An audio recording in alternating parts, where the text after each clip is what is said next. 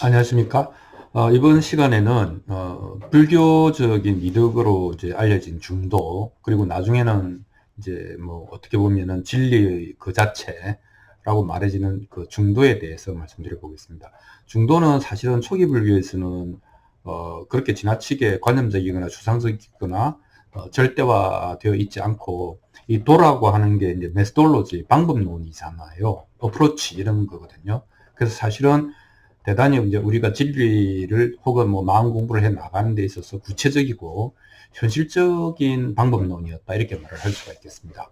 그러면 몇 가지 불교적 관점에서 중도를 어떤 식으로 적용했는지를 보면서 중도를 이해하도록 해 보겠습니다. 중도라고 하는 것은 뭐 가운데 길 아닙니까, 그죠? 여기 가운데 길이라고 하는 게 2분의 1 또는 뭐 중간 이런 게 아니라 another, 전혀 다른 차원의 이런 것일 수도 있습니다. 제3의 길 이런 것일 수도 있는 것이죠. 자, 이제 불교적으로는 이건 양극단, 양극단을 이제 지향하고 원만한 어떤 그 방법을 찾는다 하는 것인데, 이제 그때 당시에 이제 어떻게 보면 사상계에서 양극단이라고 하는 것은 두 개였죠. 그 아트만 사상, 영혼이 영원 불멸하면서 존재한다라고 하는 상주론, 영혼이 존재한다라고 하는 이론과, 이제 유물론 입장에서는 모든 것이 원자의 모임과 흩어짐이기 때문에 원자 흩어지고 나면 끝이다라고 하는 단멸론, 이제 없어진다, 단절된다라고 하는 이 두 가지가 이제 극단의 사상이 있었습니다. 그러니까 물론 어떤 시대에 그 사상이 있다는 것은 그 이제 기능도 있고 역기능도 있고 그럴 만한 이유가 있어서 대립되는 사상이 나타나겠는데, 붓다는 이제 시대 정신의 뭐 사상가가 되는 게 목적이 아니고 번뇌로부터 해탈하는 것이 이제 목적이니까, 이 양극단적인 생각이 도움이 안 된다라고 하는 것을 이제 본능적으로 알게 된 거죠. 그래서 이 극단을 왜 지향해야 되느냐, 이런 겁니다. 이제 붓다가 볼 때는 이 상주론이 되었던 단멸론이 되었던 또는 아트만 사상이 되었던 유물론이 되었던, 이 사람들이 이상한 얘기를 한다는 거죠. 이제 뭐냐면 죽은 후의 세계를 논하는 것은 확인할 수 없는 것을 뭐 있다 혹은 없다라고 확언한다는 것이죠. 두 번째는 또 이제 우리가 살아가고 있는 모습, 또 뭐 이 찢고 볶고하는 모습들이 이제 분명히 우리가 살아가는 모습들이 있는데 이 현상을 부정한다는 것이죠. 사실은 아트만 사상도 우리가 보는 이 현상계는 꿈과 같다라든가 환상이다, 실제하지 않는다, 이렇게 표현을 하거든요. 유물론도 마찬가지입니다.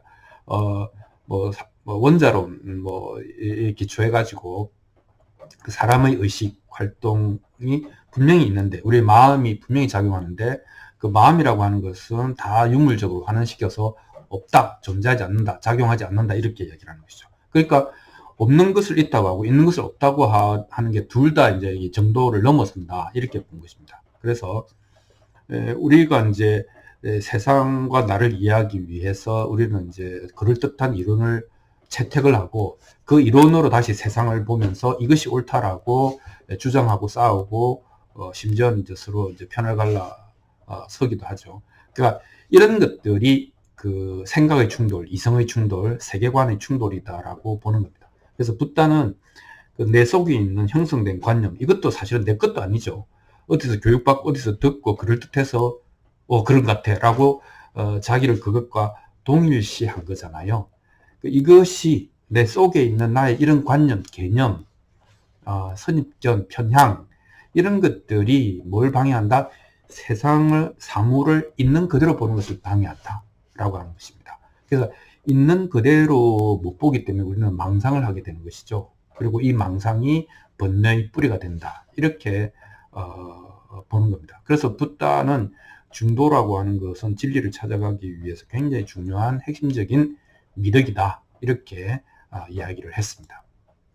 그러면 붓다는 어떤 측면에서 중도라고 하는 어프로치를 했느냐, 그런 거 한번 보겠습니다.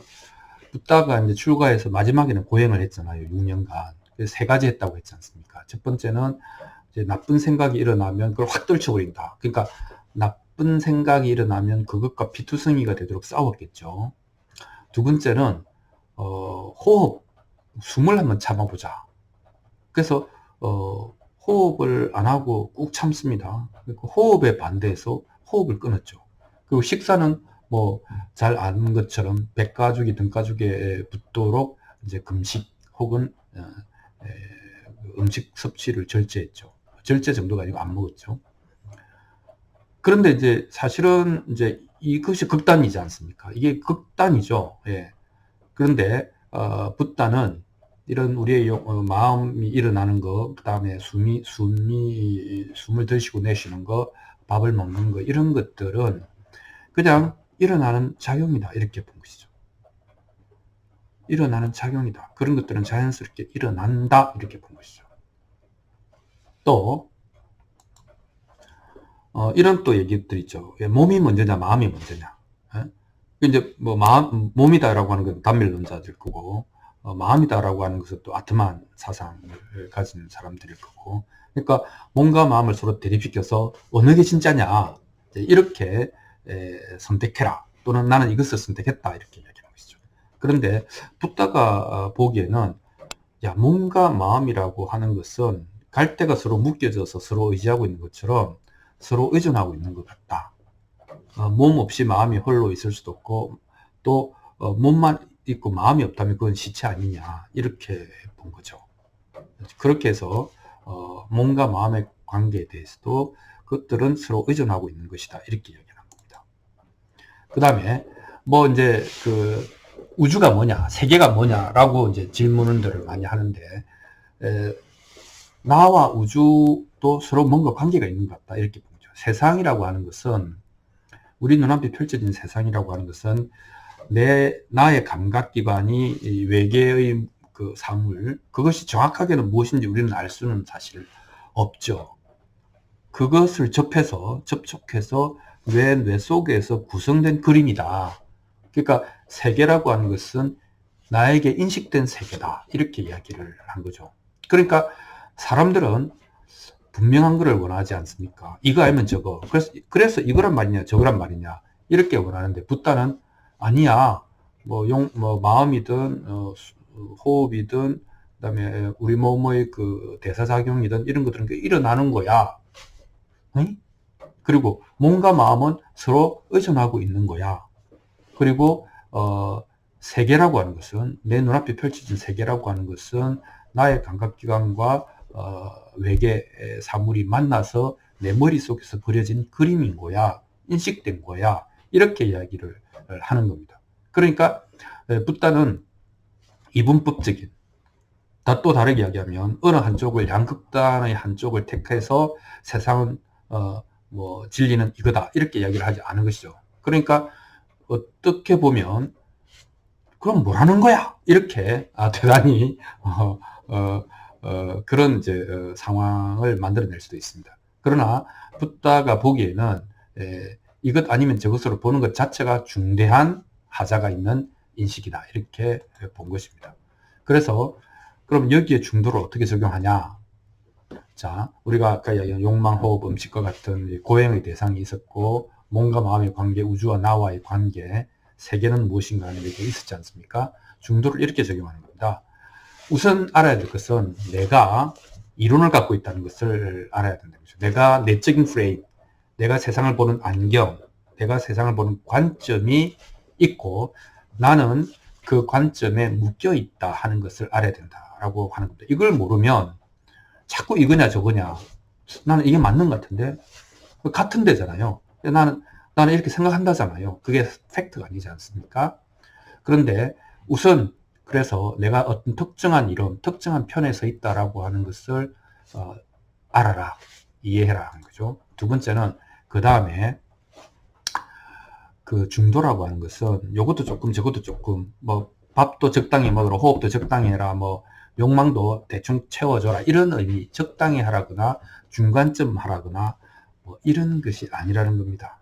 뭐냐면 팩트, 가장 중요한 포인트는 내가 나의 이론에서 묶여있다는 것을 알고 그것을 떼내고 있는 그대로 관찰하게 되면, 있는 그대로 관찰하면 통찰이 일어난다는 것이죠. 그 본성이, 욕망의 본성, 호흡의 본성, 또 음식의 대사 과정의 본성, 그리고 몸과 마음의 관계, 우주와 나의 관계에 대한 본성에 대한 통찰이 일어나고, 이 통찰이 우리를 초월하게 해준다. 어디서부터? 번뇌로부터 초월하게 해준다 하는 것이 이제 중도를 적용해서 우리가 무엇을 얻을 수 있는가에 대한 설명입니다.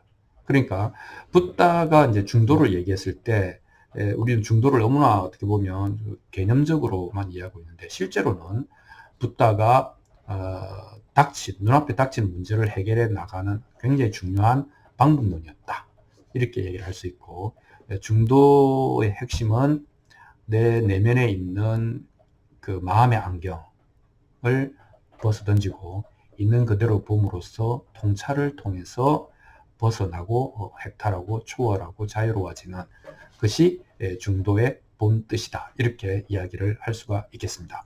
오늘은 중도에 대해서 말씀드렸습니다. 감사합니다.